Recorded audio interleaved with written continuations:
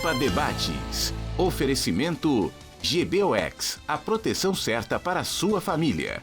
Unimed Porto Alegre, cuidar de você, esse é o plano. Biscoitos Zezé, carinho que vem de família. Igual ao Banricompras, só outro Banricompras. Sejam muito bem-vindos ao espaço de temas polêmicos, opiniões, análises e comentários. Substituo Paulo Sérgio Pinto, que estará de volta na quinta-feira. Pampa Debates recebe o músico e advogado João de Almeida Neto, o advogado Paulo Olímpio Gomes de Souza, o vereador Walter Nagelsen, ex-presidente da Câmara Municipal de Porto Alegre, integrante da bancada do MDB, Movimento Democrático Brasileiro, o advogado e ex-vereador Omar Ferri e o deputado estadual Thiago Simon, integrante da bancada do MDB na Assembleia Legislativa do Estado do Rio Grande do Sul. Participantes aos quais vou perguntar o que há com o PSL, partido do presidente Bolsonaro, que não para com a luta interna. Qual o rumo das sucessões municipais daqui a um ano? 30 dias para analisar na Assembleia Legislativa mais de 400 mudanças no Código do Meio Ambiente. Isso é muito ou é pouco tempo? Mas começamos pela cassação do presidente da Assembleia Legislativa, deputado estadual Luiz Augusto Lara. A cassação ocorrida ontem, em sessão do Pleno, era uma cassação esperada ou o Tribunal Regional Eleitoral exagerou? Quem responde? Paulo Olímpio. Eu posso dizer o seguinte, eu não conheço o processo, não conheço os autos, a não ser pelo noticiário, que foi amplo e detalhado a respeito desse processo. O irmão, então, Sim. prefeito o irmão de Bagé. Prefeito de Bagé e o deputado Lara, que deputado por 6 mandatos. O processo diz respeito a atividades no pleito de 2018, do ano passado, em que teria sido usado o poder público municipal para cooptação de votos. Foi submetido esse processo a julgamento, levado a julgamento ontem pelo Tribunal Regional Eleitoral, e o relator, desembargador André Planella Vilarinho, que eu conheço muito bem, porque é egresso do Ministério Público, trabalhamos juntos no Ministério Público quando eu ainda... O senhor chefiou? Chefiei a instituição. Os governos Jair Soares e Pedro Simon. E Pedro Simon. Para minha honra, 2 excelentes e grandes amigos governadores. Mas o André Planella Vilarinho é o relator do processo. E nessa condição ele examinou muito o processo, como só ia acontecer com o relator, minuciosamente, como é de seu hábito, é um excelente magistrado hoje, mas um magistrado duro, um magistrado severo. Conheço a trajetória dele também no tribunal, junto a câmaras criminais. Pois bem, o desembargador Vilarinho, como todos, foi unânime, encontraram irregularidades, apontaram essas irregularidades na atividade política do prefeito e do deputado. Ele também, relator, reconheceu, mas entendeu que a cassação seria um apenamento demasiado, exagerado.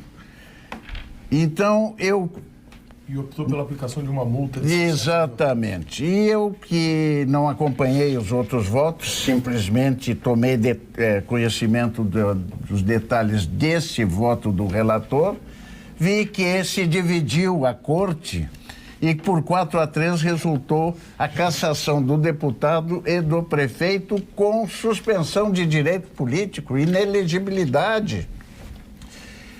Bom, eu acho, sem conhecer a prova, fazendo um juízo de valor à distância do processo, porque o assunto é público, que o ponderado voto do desembargador André Planella Vilarinho deverá, ao fim e ao cabo, prevalecer. Acho que a cassação é um apenamento exagerado diante das faltas que estão apontadas no noticiário que é público. O senhor Neri Freitas Ferreira, comissário de polícia no município de Entre Ijuís. Conheço, já estive em Entre Ijuís.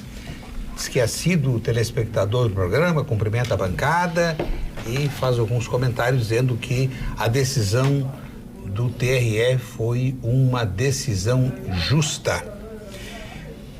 O Tribunal Regional Eleitoral do Estado do Rio Grande do Sul é conhecido como um tribunal que, no jargão da advocacia, chama-se tribunal de uma pena pesada, né? A pena é pesada, ela calca, vai. Conservador. Conservador? Pode ser que seja essa denominação. Porque várias decisões aqui foram reformadas quando chegou, e esse caso vai chegar ao Tribunal Superior Eleitoral também. Só para complementar, Burde, já anunciado o recurso, os embargos, Sim. a apertada maioria condenatória, já ensejará um recurso de embargos à própria Corte, Sim. que pode reconsiderar, repensar diante desse recurso. Caso contrário, haverá recurso ao Superior Tribunal Eleitoral. E todos esses recursos têm efeito suspensivo, o que resulta em que, enquanto não se decidir no âmbito da Justiça Eleitoral, o deputado permanecerá no seu mandato e também na presidência da Assembleia, segundo me parece. Assemelha-se ao caso do ex-deputado, hoje ex-deputado, Gilmar Socella, por motivo do que chamam de venda forçada de ingressos para um jantar e, com isso, recolher fundos para a campanha, acabou também condenado pelo TRE e já obteve um habeas corpus em Brasília, e ele não está exercendo o mandato, concorreu, os votos foram congelados, mas a tendência, pelo que tenho ouvido de advogados, é que ele será absolvido. Sua opinião, deputado Thiago Simon? Burde, boa tarde a ti, a todos os amigos aqui da bancada, os telespectadores. Eu acho que a análise do nosso querido ex-procurador de Justiça, Dr. Paulo Olímpio, foi muito ponderada, né? Primeiramente, cabe tecer uma qualificação que realmente sustenta 6 mandatos do deputado Lara, já foi presidente da Assembleia, foi secretário de Turismo, ou seja, é um parlamentar que há muitos anos vem fazendo um trabalho político parlamentar no Poder Executivo, e eu concordo que não pode, de maneira abrupta, ele ter a cassação do seu mandato de uma maneira tão radical como está sendo proposta, né? Então, primeiramente, são 6 mandatos de serviço à comunidade gaúcha, como secretário de Estado, como parlamentar, como presidente da Assembleia. Há uma judicialização da política cada vez maior e isso indiscutivelmente acaba gerando um tensionamento, não é?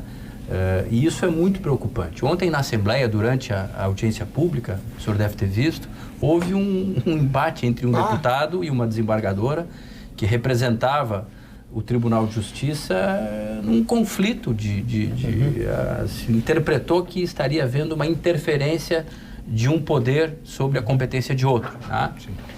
Mas por outro lado, qual é o assunto? Sobre o Código Ambiental. Mas por outro lado, eu vejo que eu não vou entrar no caso concreto, acho que o O Dr. Paulo Olímpio fez uma abordagem bastante detalhada da situação, mas, por outro lado, me parece que é necessário uma intervenção mais forte da justiça no processo eleitoral.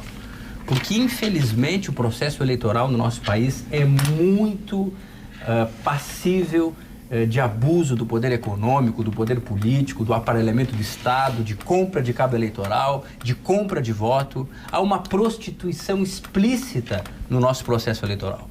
E por isso me parece importante que a Justiça Eleitoral esteja cada vez mais presente, não é? Guardando a transparência e a licitude das nossas eleições. O Partido Novo hoje tomou a iniciativa de pedir que o deputado Lara se afaste da presidência. Quem quer comentar? Eu queria falar rapidamente sobre isso. Walter Nagelson. Eu quero fazer cor à manifestação tanto do meu professor, Dr. Paulo Olímpio, quanto do meu querido amigo deputado Tiago. E eu quero fazer um paralelo com uma outra pergunta que, Armando, tu fez aí no início do nosso programa com relação ao PSL. As pessoas, às vezes movidas por interesses ou por sentimentos que são genuínos, se deixam levar por vãs ilusões de que possam existir em determinados momentos movimentos políticos que possam representar a redenção definitiva e muito rápida de problemas que o Brasil vive desde sempre e que toda a humanidade sempre viveu. O PSL representou um pouco isso. Nós tínhamos o crescimento de uma esquerda ideológica com uma agenda que puxava o nosso país para um determinado caminho, vamos dizer, a corrosão de determinados valores da família, com outras agendas como a do feminismo e outras coisas. Um outro setor da sociedade reagiu a isso, se organizou num outro movimento, criou o PSL, enfim, e nós estamos hoje aí diante de um cenário de dois extremos. Nesse cenário de dois extremos surge um novo também, que representa uma outra vertente política, que é a do liberalismo econômico. E eu tenho dito que às vezes do ultraliberalismo ou do anarcocapitalismo. Uma visão que não reconhece papel nenhum no Estado, acha que o Estado por si só é um mal. O que eu particularmente discordo. Eu acho que o excesso de Estado é muito ruim, mas eu olho mais o modelo americano, onde tem que haver algum Estado. Um Estado que seja forte e regulador, por exemplo, inclusive que possa fazer políticas sociais e justiça social. E nessa posição do Novo, eu tenho visto às vezes ele se encontrar, Tiago, com o PSOL, em posições extremadas. Não era necessário, a não ser para aparecer, que um deputado do Novo, hoje, imediatamente após a prolatação da sentença, que é de 1º grau, e que ainda tem uma sentença de 2º grau, e que ainda tem provavelmente o recurso a tribunais superiores, viesse já pedir a cassação e se apresentando como uma vestal do tempo. Eu digo e concluo o seguinte: toda vez que na política alguém se apresentar como portador da grande boa nova, ou como detentor da solução geral para todos os problemas do nosso país, a gente tem que começar a desconfiar. Já temos muitas experiências ao longo da história no Brasil. Veio o Jânio com a vassourinha, depois veio o Collor, o caçador de maracujás, depois veio agora, mais recentemente, essa questão que o pessoal está se arrebentando, veio o PT e o Lula, que eram os donos da ética e da moral e dos bons costumes, e do interesse público e da solução dos problemas sociais, e toda vez que nós embarcamos nessa história de que alguém é dono da verdade ou é dono da moral, nós damos com os burros na água. Então eu pediria só muito cuidado com esse tipo de posição que para mim é oportunista, e a gente tem que evitar as posições oportunistas. Dona Maria Helena de Imbé, querida praia de Imbé, como é linda Imbé, acolhedora, né? A Barra. Dona Maria Helena é assídua telespectadora do Pampa Debates e pergunta: será que só o deputado Lara infringiu ou ele é bode expiatório? Não. Deixa eu dar minha opinião sobre isso.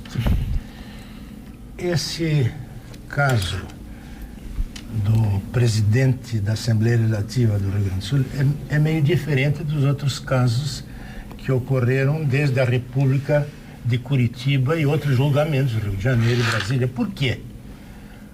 Porque esses julgamentos da Lava Jato ou de repercussão política nacional foram muito debatidos pela imprensa. Houve acusações, defesas, os jornais todos publicaram os fatos, os relacionamentos, os depoimentos, os levantamentos, enfim, tudo aquilo que compunha um fato jurídico, constitucional ou penal. Com relação ao presidente da Assembleia, eu não ouvi falar nunca nada, apenas uma notícia de que ele estava sendo processado por abuso do poder econômico. Bom, não se sabe dos fatos, não se sabe quantificar, não se sabe de nada. Então, a rigor, é muito difícil de opinar sobre esse assunto. Agora, eu quero aderir a uma tese do Paulo Limpe. Uma tese não, a uma expressão do Paulo Limpe que diz que há embargos que depois denegados poderão subir ao Tribunal Superior Eleitoral. Esses embargos teriam, portanto, o caráter de infringência. Pode eventualmente, o Tribunal Regional Eleitoral alterar, modificar o conjunto de votos. Sem dúvida. Dados. Agora, Armando... E serão manejados esses recursos por um advogado de nome. Excelente. O nosso amigo Antônio Augusto. Antônio Augusto Maia dos Santos, que é um craque na advocacia eleitoral. Então, nosso amigo foi estagiário do meu pai quando o pai foi chefe da Casa Civil. Ele trabalhava lá na subchefia jurídica do Palácio Piratini conosco. Apenas para concluir, Armando, essa nossa... Dona Maria Helena, de Imbé. Do Imbé tem razão total em fazer esta pergunta ou esta indagação de amplo caráter jurídico, eleitoral e penal. Eu diria milhares de candidatos nesses últimos 10 ou 15 anos ultrapassaram a faixa, o limite do uso do poder econômico. Deputados, senadores, deputados federais, muitas vezes nessa última eleição, gastar 1 bilhão era até fácil demais, né? 1 bilhão não, 1 milhão e uns quebrados. Todos gastaram acima de 1 milhão. Propinas de tudo quanto foi construtora, de empreiteira, roubos na Petrobras, tudo isto ia para a campanha eleitoral de cada um desses deputados que se elegeram. São dezenas e dezenas. Mas não vamos inclusive o atual presidente da República, que se elegeu em parte por um verdadeiro laranjal criado em torno da pessoa dele, com desvio de dinheiro do fundo partidário, do fundo político, que os dois somados dá entre 2 e 3 bilhões de reais. E esse foi um escândalo nacional que tem 10 vezes mais expressão do que esse problema com o presidente do Tribunal da Assembleia Legislativa, que não se ouviu falar de nada. Esse problema que envolve o PSL, o presidente do PSL e o presidente da República está sendo estampado todos os dias pelos jornais, acusações. O que se discute no caso do deputado Lara é que teria sido utilizado o e-mail da Prefeitura para disparar e-mails para os funcionários públicos da Prefeitura de Bagé, né, coagindo-os a comprar ingressos para uma arrecadação de recursos para sua campanha eleitoral, e daí que estaria o abuso. Então o problema, na verdade, poderia estar concentrado no irmão, mas eu acho que é um problema pessoal do deputado Lara, Luiz Augusto Lara, em fazer uma acusação. A iniciativa foi do irmão e o processo da Justiça Eleitoral tem uma vantagem, é um processo rápido. A decisão, é muito rápido. A decisão não pode ser adiada jamais, porque tem prazo, que é a eleição. Normalmente, ela é muito rápida. E mesmo nos casos de denúncia, as apreciações são rápidas. Demora mais em Brasília, porque para Brasília afluem todos os processos. Mas eu acho que... Quem deve legislar sobre eleições, sobre partidos, é o Congresso Nacional, que tem até 1 ano antes da eleição, o prazo expirou agora, no dia 7 de outubro, não fez absolutamente nada. Então, se pergunta, mas quem legisla? É a Justiça Eleitoral quem através legisla. De resoluções do TSE. Resoluções do TSE, o que é absolutamente inacreditável, porque o Congresso Nacional abdica da sua função. Existe lá para quê? Para legislar e para fiscalizar. Não melhora nada a legislação naqueles aspectos que foram referidos e muito bem referidos pelo deputado Thiago. Eu quero apenas complementar a dona Maria Helena de Imbé, que perguntou, será que o deputado Lara é o único? Não. Ou é um bode expiatório? Todas as denúncias que chegam ao tribunal são apreciadas, são julgadas. Só que não existe a possibilidade de o acusado se manifestar. Eu acho que quem se manifesta é o advogado. Então, o deputado Lara não teve a oportunidade, mesmo que tivesse, de falar. Ele, no momento do julgamento pelo pleno, ele não teria, vamos dizer, a coragem de atacar um erro que foi apontado no processo cometido pelo seu irmão. Mas eu lembro, João de Almeida Neto, de um episódio ocorrido aqui há uns 10 anos, quando vários deputados estaduais e federais foram acusados de se beneficiar pela manutenção em Porto Alegre dos albergues. Vários deputados. E aqui foram punidos com cassação, recorreram a Brasília e em Brasília disseram não. Tirar o mandato por uma ação humanitária, isso seria uma incoerência. Qual é a sua opinião sobre isso? Olha, eu não sou de ficar em cima do muro, mas eu me vejo numa situação bastante incômoda para fazer um juízo sobre o caso concreto. O professor Paulo Olímpio, quando ele começou a sua peroração, ele abriu a janela do seu pensamento dizendo uma coisa que é importantíssima. Nós não conhecemos o processo. Nós não temos a matéria de fato para analisar. E há questões relevantes a serem consideradas. Eu pensei sobre isso quando a notícia estourou. É uma decisão colegiada, mas é uma decisão de primeira instância. Foi uma decisão apertada, 4-3. E uma coisa que eu acho relevante, embora eu não comungue muito com os posicionamentos ideológicos do deputado Lara, eu sou obrigado a reconhecer que ele tem um passado absolutamente digno. Ele é um político limpo. Então, uma mácula que tenha recaído eventualmente sobre a sua trajetória precisa ser muito bem estudada. Precisa ser muito bem estudada. Agora, gostaria de falar em termos genéricos. Afastado absolutamente o caso do deputado Lara. Não tem nada a ver com ele e com o caso dele, o que eu vou dizer. Eu não concordo com o deputado Thiago quando ele propõe que a justiça eleitoral haja durante a eleição no intuito de coibir atitudes discrepantes. A justiça eleitoral, na minha opinião, não pode agir como um papai puxando o filho pela orelha e levando o deputado, o candidato a fazer o que ele tem obrigação de fazer. Mas não foi isso que eu disse, né? Então eu entendi mal. Não, o senhor interpretou mal. Interpretei mal. Não, mas eu concordo com o que o senhor está dizendo. Eu acho que existe uma legislação, claro, que o candidato conhece e está obrigado a cumprir. João, desculpe te interromper, mas... Se não cumprir... muitos não conhecem.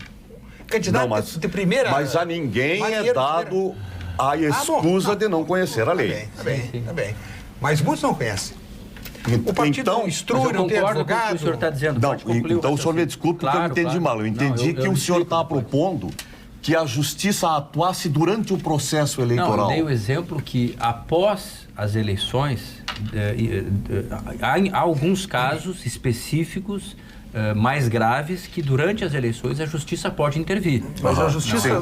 Mas via de regra isso nunca acontece. Mas ordinariamente a justiça já atua muito durante as eleições. Não, manda tirar um cartaz, manda isso, manda aquilo. Permanentemente. Não, veja que... Fiscalizando, mas mesmo assim são casos pontuais. De um modo geral, no conjunto das eleições, a justiça eleitoral não interfere. Não é? Muitas vezes os partidos recorrem à justiça eleitoral, muitas vezes, judicializam as eleições por questões de programa eleitoral, de abuso de... Certo, são as medidas preventivas. Exatamente. Mas agora, aí só de regra, a justiça eleitoral não tem nem estrutura não é? Estrutura fiscalizatória para acompanhar um pleito que acontece em todo o estado. Claro, claro. Bom, só para concluir então, por favor. Budi, eu queria dizer que eu penso que uma vez, e volto a repetir, não estou tratando do caso concreto, uma vez constatada a irregularidade, a perda do mandato deve ser impositiva. Porque eu não acho razoável que um candidato pratique irregularidades, se eleja amparado nessas irregularidades e depois de eleito pague uma multa e fique o dito pelo não dito. Bom, vamos agora às informações do Cremers. Plantão Cremers. Os problemas da saúde no Brasil não se resolvem com a simples contratação de mais profissionais. Não faltam médicos, faltam estrutura e condições de trabalho. A abertura indiscriminada de mais cursos de medicina tem feito a qualidade da formação cair consideravelmente. Precisamos priorizar a excelência e é isso que o Cremers defende. Acesse pormaissaude.com.br e saiba mais. Várias manifestações, telespectadores, manifestação que chega de Erechim, nosso amigo Jorge Lisboa Gelser, pela divulgação dos fatos, com a ressalva de não conhecermos as provas, parece exagerada a pena ao deputado Lara. A nossa Constituição Federal contempla, entre outros, 2 princípios a serem observados, que são o da proporcionalidade e da razoabilidade. Opinião do senhor Jorge Lisboa Gelser de Erechim. Era exatamente o princípio da... O telespectador acha razoável que o político suba na escada da irregularidade e depois pague uma multa. Mas, João... as coisas fiquem... João, nós podemos raciocinar o seguinte: a pena de cassação no mundo político equivaleria no mundo real à pena capital. Né? É isso. É possível que, sem examinar a dimensão, o tamanho do fato, nós possamos aplicar a pena capital, não observando a razoabilidade e a proporcionalidade? Quer dizer, será que o mínimo deslize, ou um deslize até de um terceiro, sem o dolo direto daquele que, em tese, foi o beneficiado por essa ação, pode ser determinante? São só perguntas que a gente está colocando aqui no ar. Pode ser determinante para a aplicação de uma pena capital? Ou será que uma pena de R$60 mil, né, que é dinheiro suficiente? Tem pessoas no direito penal, está aqui meu professor, que sustentam, inclusive, que para aqueles crimes de colarinho branco, dos crimes de poder econômico, as maiores penas são as penas que retiram os recursos da pessoa e jogam essa pessoa na miséria. Eu vou suscitar o telespectador. O que acha? Mande um e-mail para cá. João, eu tenho 60 mil para pagar multa.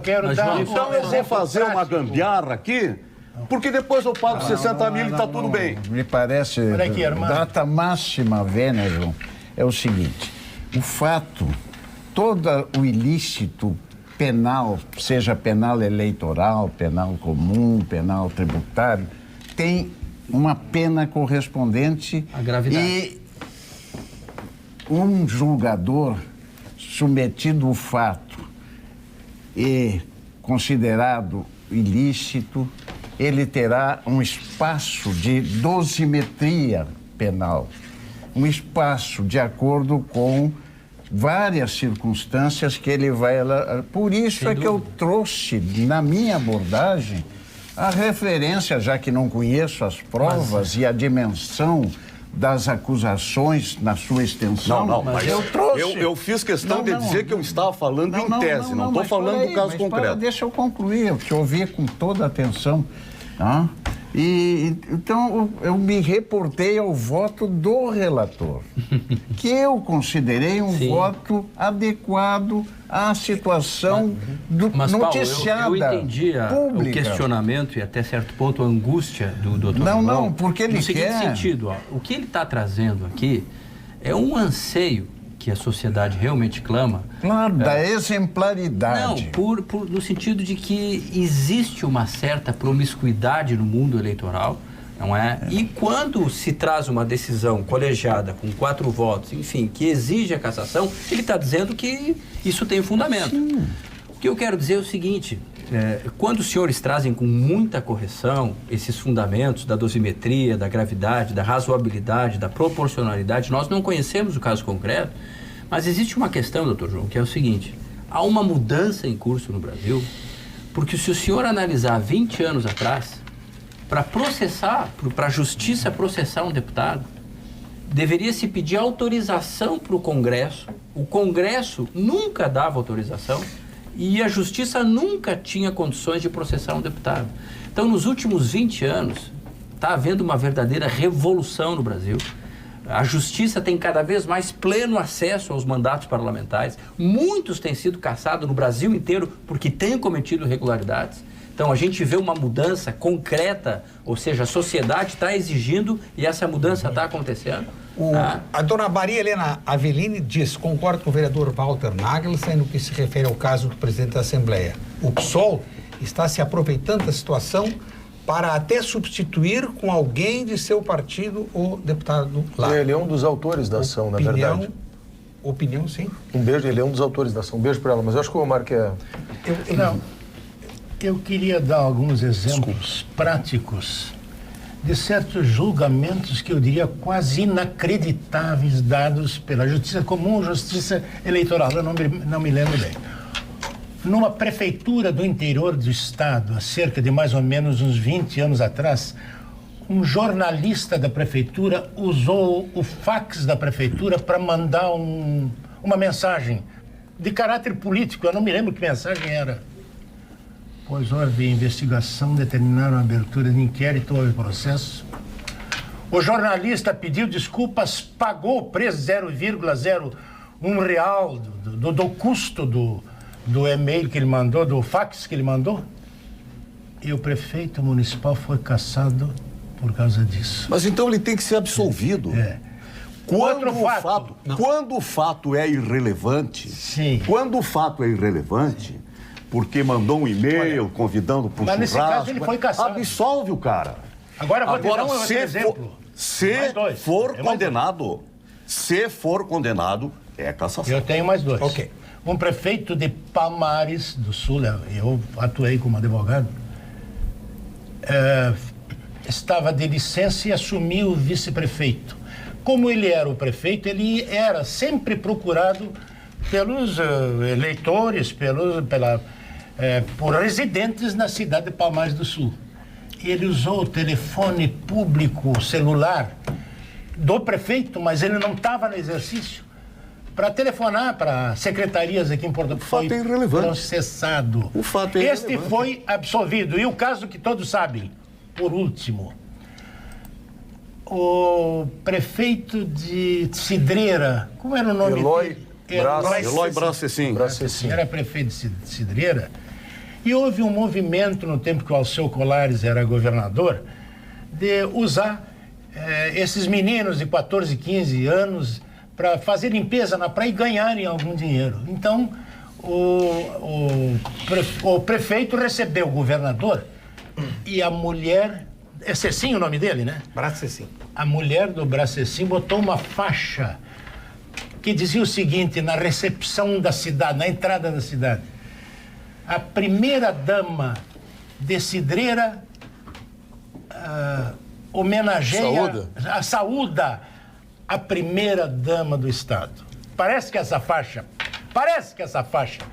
foi paga pelos cofres municipais. A pergunta é a seguinte, fui advogada da Neuza. O que a primeira-dama do Estado tinha que ver com a faixa e com o gasto da faixa? Tá bem. Claro que foi absolvida, né? Banco com presença digital é fundamental. A tecnologia deixou de ser escolha. Não tem como viver sem. Mas, na Unicred, as pessoas continuam sendo fundamentais, pois uma instituição financeira cooperativa é basicamente isso. Confiança nos relacionamentos.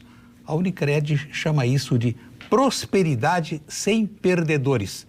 Mas você pode chamar de respeito pela sua inteligência. Se isso faz sentido para você, venha a ser um cooperado Unicred. Para dar um fecho neste assunto que estamos já abordando há bastante tempo, quero dizer que confio na Justiça Eleitoral, que acompanho há mais de 30 anos. Fui, inclusive, há 2 semanas agraciado com uma homenagem, um troféu do Tribunal Regional Eleitoral. Confio. Existe um processo, várias manifestações de telespectadores dizendo: errou, tem que cumprir. Claro que errou, tem que cumprir. Esse é o princípio. Esse é o princípio básico de um país, no Estado democrático de direito. Mas esse é o artigo 2 do Código Penal. Existem instâncias, mas eu confio, não há crime. Eu acredito, porque acompanho de perto, acompanho muito proximamente a Justiça Eleitoral. Não tem nem imaginar qualquer favorecimento de absolutamente ninguém. O poder, me permite uma parte? Claro. O poder que tem o presidente da República. Posso falar um outro assunto? O poder que tem o presidente da República lhe permite fazer negociatas de altas proporções. Bom, isso daí já tem um preso. Altas proporções. Tem um que está preso. O presidente da República pode comprar triplex em Mônaco, na Suíça, em Miami. Agora não interessa onde é que é o triplex dele. Pode ser numa praiazinha Michuruca. Foi mal havido, afasta o cara. Agora, ele poderia ter roubado um apartamento em Mônaco. Ele pode fazer hidrelétrica na África, pode fazer porto em Cuba, pode fazer metrô na Venezuela, tudo isso. Então, o pau que bate em Chico, bate em Francisco. Pode fazer de tudo, menos mandar um fax que custa 0,01 real. Eu queria comentar um outro assunto com vocês. Ontem teve em Porto Alegre o ministro do Meio Ambiente, Ricardo Salles, advogado como nós. E eu fui na palestra do ministro. Um fato interessante é o seguinte: como é que a gente não identifica essas manchas de petróleo que estão no mar, nem se consegue saber exatamente onde é que elas foram derramadas? O ministro contou uma coisa curiosa, que é o seguinte: esse petróleo que foi derramado lá é muito denso e os exames técnicos, laboratoriais já identificaram de onde é que ele vem. Não é um petróleo brasileiro, é um petróleo, e isso quem diz foram as universidades, é um petróleo que vem dos poços de petróleo da Venezuela. Por que isso? Pela sua configuração físico-química. E por ser muito denso, ele é pastoso e ele não flutua na superfície do mar. Ele fica a mais ou menos 1,5 metro, 2 metros de profundidade do local onde ele foi despejado e ele só aflora, vamos dizer assim, só vem à superfície quando ele chega na beira da praia. É por isso que tem sido tão difícil identificar. O Brasil começou a procurar as imagens de satélite da NASA, pediu para os Estados Unidos, pediu para diversos organismos internacionais e mobilizou um avião do IBAMA, que tem um dos radares mais modernos do mundo, e começou a sobrevoar o litoral do Nordeste. E nenhuma dessas medidas conseguiu identificar o ponto de origem do local de derrame desse petróleo. Por quê? Exatamente por isso, porque esse petróleo fica boiando, suspenso, a 1,5 metro abaixo do espelho d'água. E os radares... Nem os radares, nem o satélite conseguem identificar. Mas, mesmo que o ministro diga isso, nós estamos, e eu quero rapidamente dizer o seguinte, em 3 áreas disputando a visão ideológica de mundo. Quais são essas áreas? Meio ambiente, cultura e educação. Então, por mais que o ministro da Cultura de uma determinada vertente política faça, por mais que um ministro de meio ambiente de uma determinada vertente política faça, por mais que um ministro da cultura de uma determinada vertente faça, ele vai sempre encontrar uma guerra que não tem abrigo nem quartel. E é isso que me parece que acontece com o ministro Salles, com o ministro Weintraub e com qualquer outro que entre na área cultural. Porque a esquerda identifica, nesses setores, o seu setor de hegemonia e construiu uma narrativa de que o monopólio do interesse público nessas áreas é só dela. Só ela que está preocupada com o meio ambiente, só ela que está preocupada com música, só ela que está preocupada com cultura, só ela que está preocupada com educação, o que é mentira. Há vinhos do mundo. É como vocês, apaixonados por vinho, apreciam os melhores Malbecs argentinos, o singular Carmenere do Chile, os tradicionais vinhos de Portugal, os inconfundíveis champanhes da França. É a melhor expressão da Serra Gaúcha também. Por isso, trabalha para que você aproveite os melhores rótulos do mundo. Saiba mais em www.vinhosdomundo.com.br, vinhosdomundo.com.br. O vereador Nagelstein falou em meio ambiente e ontem na Assembleia Legislativa, das 17h30 às 21h30, realizou-se uma audiência pública para discutir o projeto encaminhado pelo Executivo com mais de 400 mudanças do Código Estadual do Meio Ambiente, um Código Estadual que foi sancionado no ano de 2000, código pioneiro no país, assim como foi pioneira toda a mobilização contra a poluição, surgiu aqui em Porto Alegre.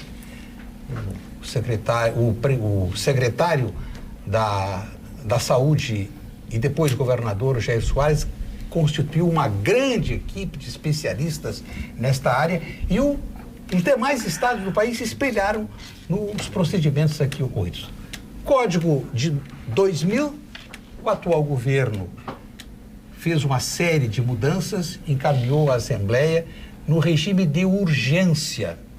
O senhor acha que esse regime de urgência é adequado, deputado Tiago? Urge, houve muita contestação em relação à imposição do artigo 62, justamente pelo fato de se tratar de um novo Código Ambiental com mais de 400 artigos, realmente fazendo uma mudança profunda e muito extensa na legislação ambiental do nosso estado, que, como tu bem disseste, é uma referência a nível nacional.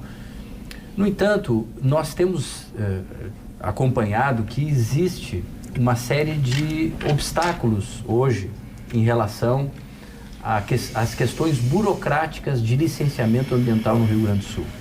São muitos empreendedores, não só as federações empresariais, mas muitos empreendedores que querem investir no Rio Grande do Sul, tanto aqui do estado como gente de fora, que vem aqui no Rio Grande do Sul e tem demandado de forma reiterada que as exigências burocráticas, não as exigências legais, o trâmite burocrático do processo de licenciamento aqui no Rio Grande do Sul, ele é muito mais complexo e demorado do que em outros estados. Notadamente Santa Catarina, não é? Muitos empreendedores têm ido para lá. Então, o espírito do projeto é trabalhar com a desburocratização do processo. Tem várias questões bastante complexas, a mudança do conceito de degradação ambiental, são muitos, a questão do bioma pampa, são várias questões bastante técnicas no sentido ambiental, que merecem uma análise muito profunda, né? Mas, essencialmente, o governo trabalha a ideia da LAC, né? Que é o autolicenciamento em algumas questões. O que tem sido contestado é que a legislação proposta o projeto de lei não contempla quais são os empreendimentos, as atividades econômicas que serão autolicenciadas, com um rito bastante simplificado, né? Isso ficaria para o CONSEMA, ficaria para o Conselho de Meio Ambiente a posteriori decidir quais seriam essas atividades.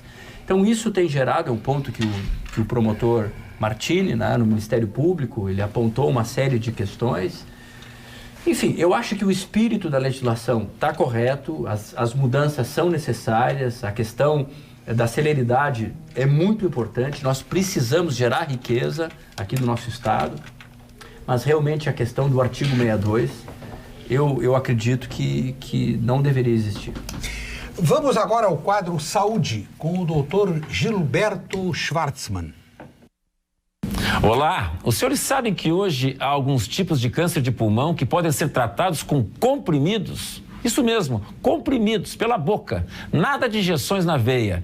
São tratamentos menos tóxicos e bem mais ativos. E são utilizados em tipos especiais de câncer de pulmão que possuem alterações detectadas em testes moleculares. E esses testes são hoje acessíveis a todos. O paciente com câncer de pulmão ou seu familiar que tiverem dúvidas sobre isso, devem conversar com seu médico. Como melhorou a medicina, não é mesmo? Um abraço a todos. Muito obrigado, doutor Gilberto Schwartzman.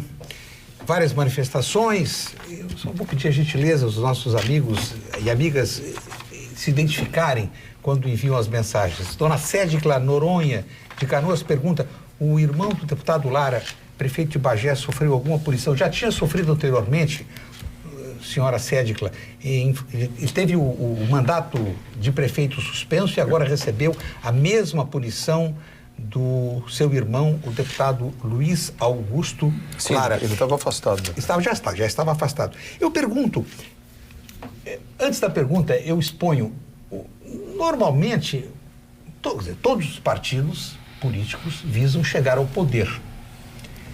E chegando ao poder há uma frase utilizada que é: o poder une. Mesmo as divergências.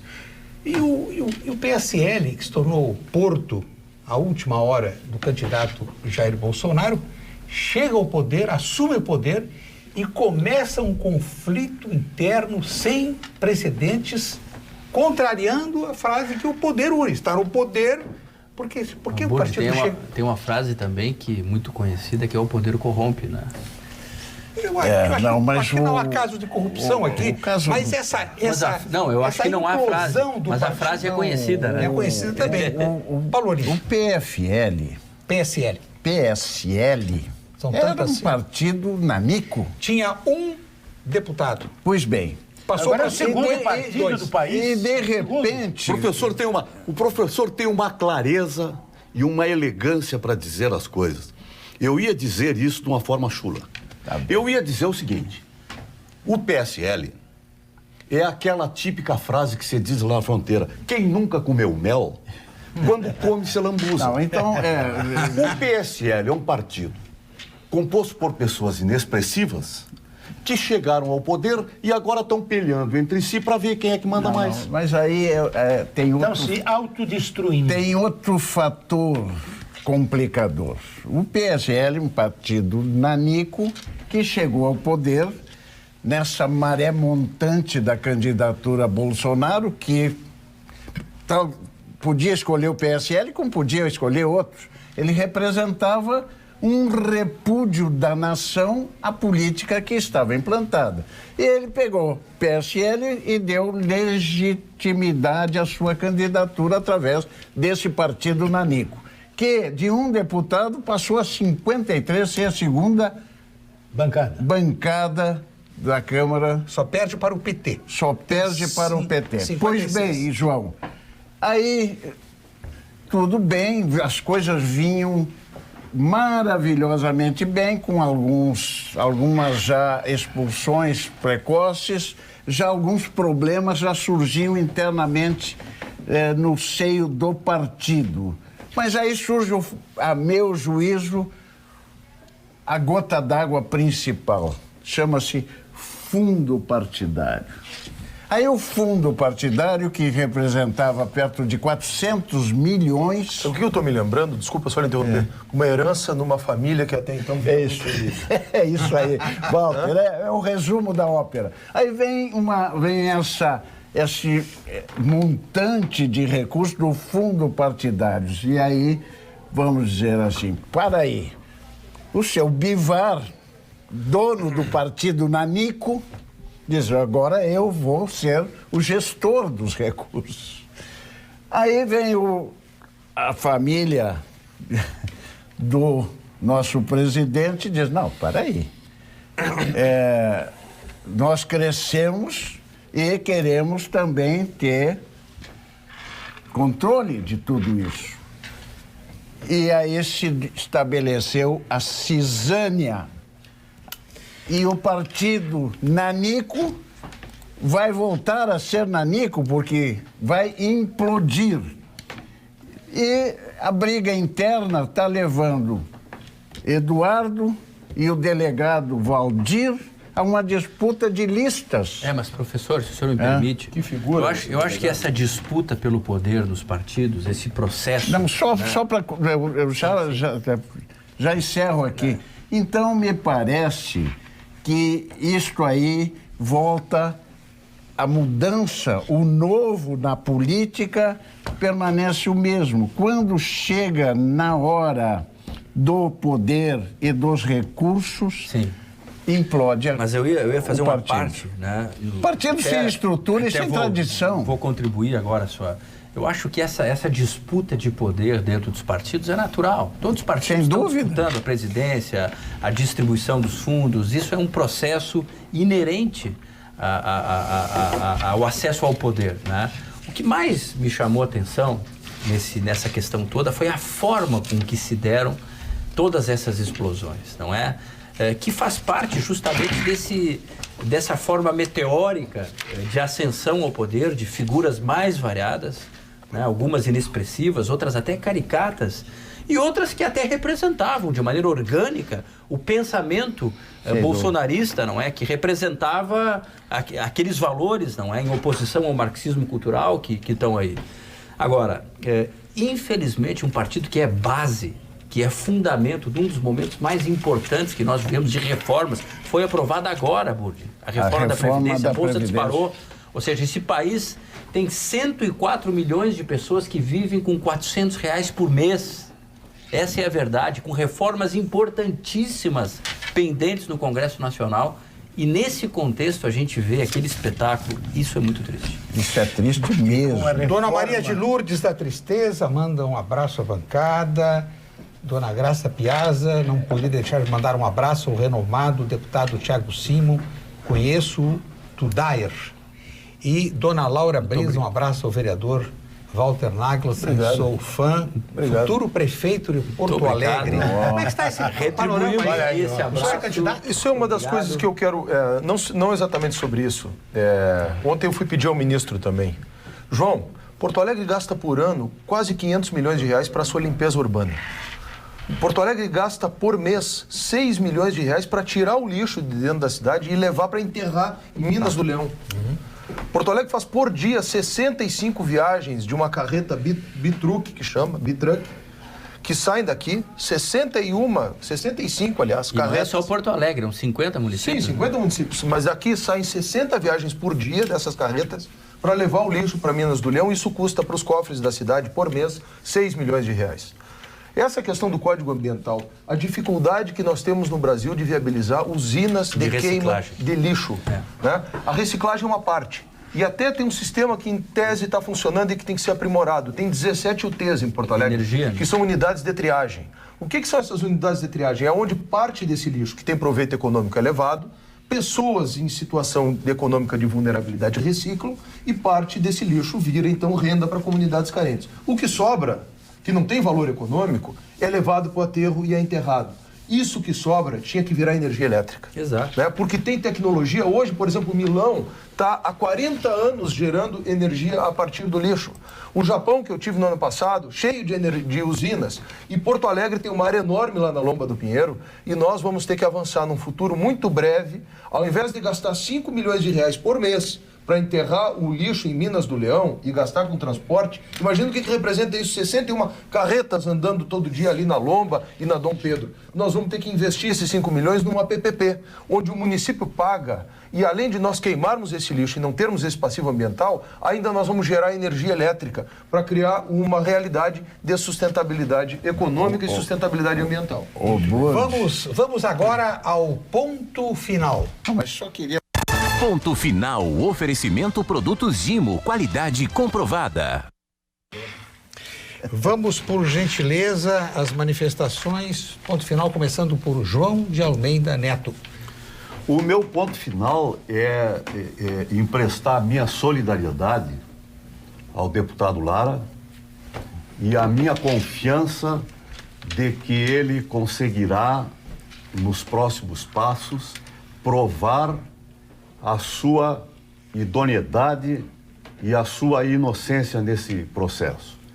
Que tenha sido uma estratégia de campanha um pouco equivocada, mas que jamais será uma ilegalidade suficiente para lhe tirar o mandato que ele legitimamente conquistou nas urnas. Manifestação do senhor Valdir Alencastro de São Leopoldo. Com relação ao deputado Lara, todos são sabedores das regras e das leis. Portanto, não são ignorantes ao ponto de desconhecê-las. Então, por menor que seja a infração, é infração. E devem ser penalizados com os rigores da lei, pois estão lá para representar o povo e a honestidade é primordial para se exercer um cargo político. Não defendo partido nem político, defendo pessoas honestas. Valdir Alencastro, São Leopoldo. Ponto final do advogado Paulo Olímpio.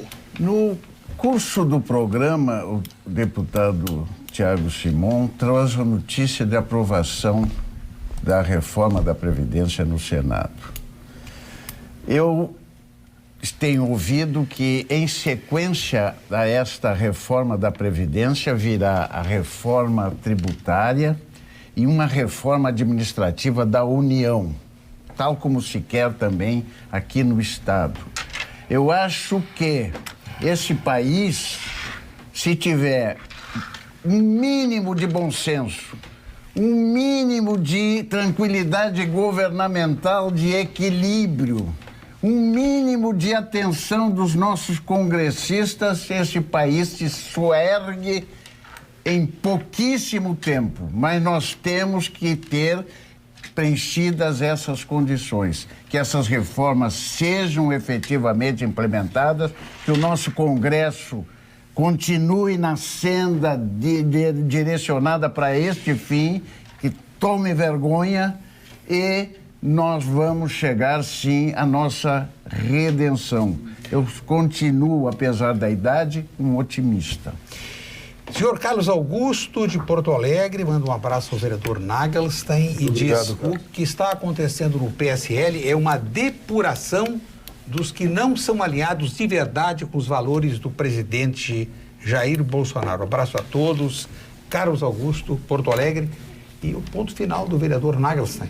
Eu quero me somar ao João, desejar que o deputado Lara, que é meu conterrâneo lá de Bagé, meu amigo, possa, no curso do processo, nesse segundo grau aí, ter a oportunidade de exercer na plenitude a sua defesa e, quem sabe, converter essa pena numa pena menos gravosa do que a perda do seu mandato. Tem a nossa solidariedade. Quero dizer que a Organização dos Estados Americanos, a OEA, no dia de ontem, emitiu um alerta e um comunicado dizendo que identifica uma articulação em vários países da América do Sul com o propósito de criar insurgências e instabilidade social.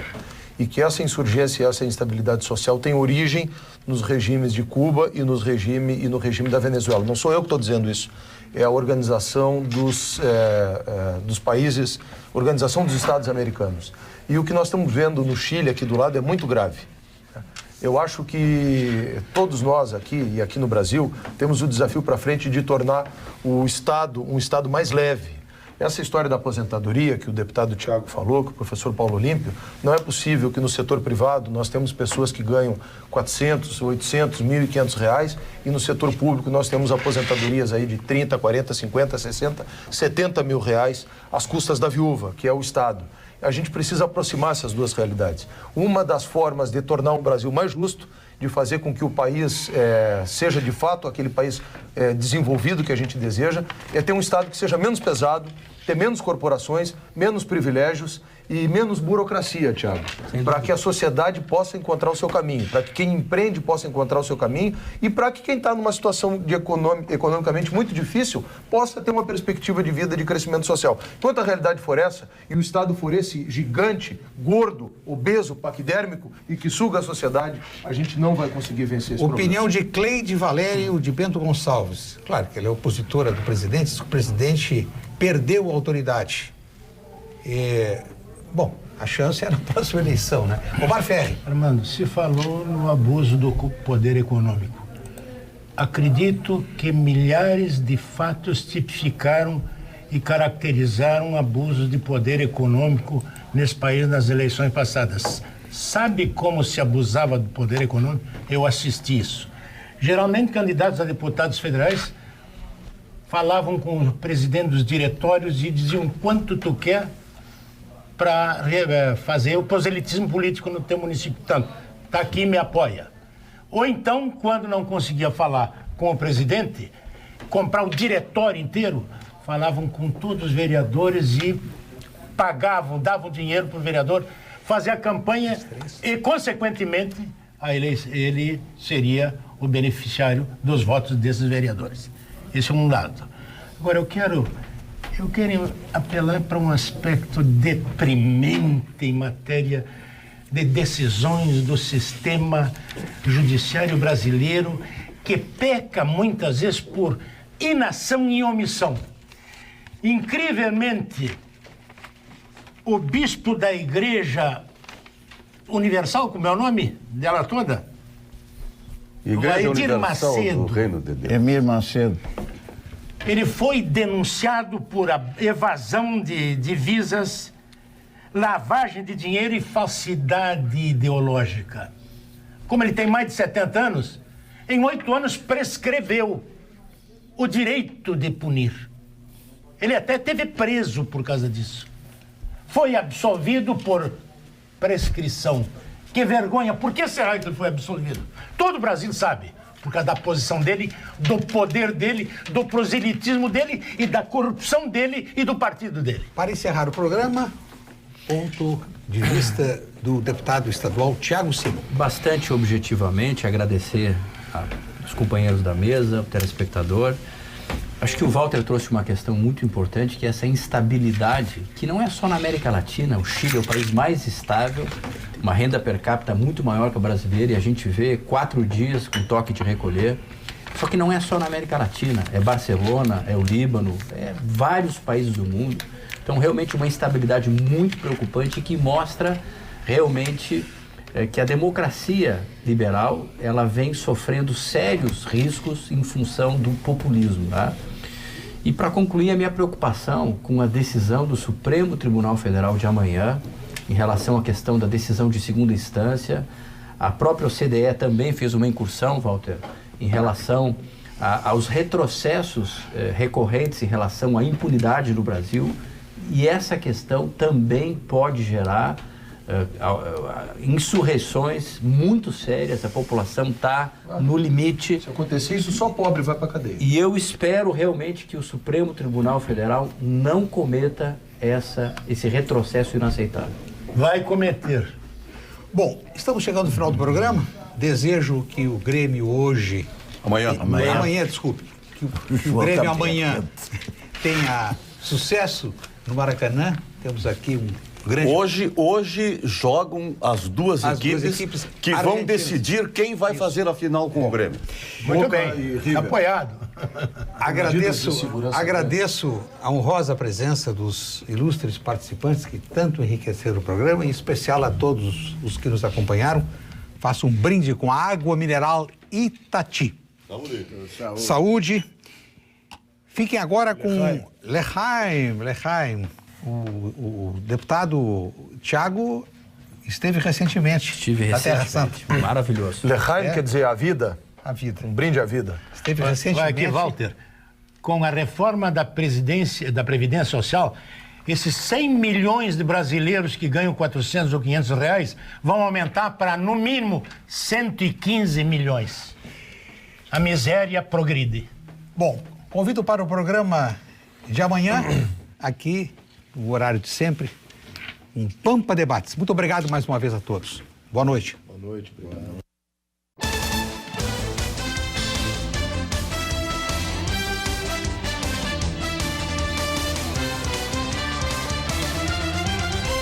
Pampa Debates. Oferecimento GBOX, a proteção certa para a sua família. Unimed Porto Alegre, cuidar de você, esse é o plano. Biscoitos Zezé, carinho que vem de família. Igual ao Banricompras, só outro Banricompras.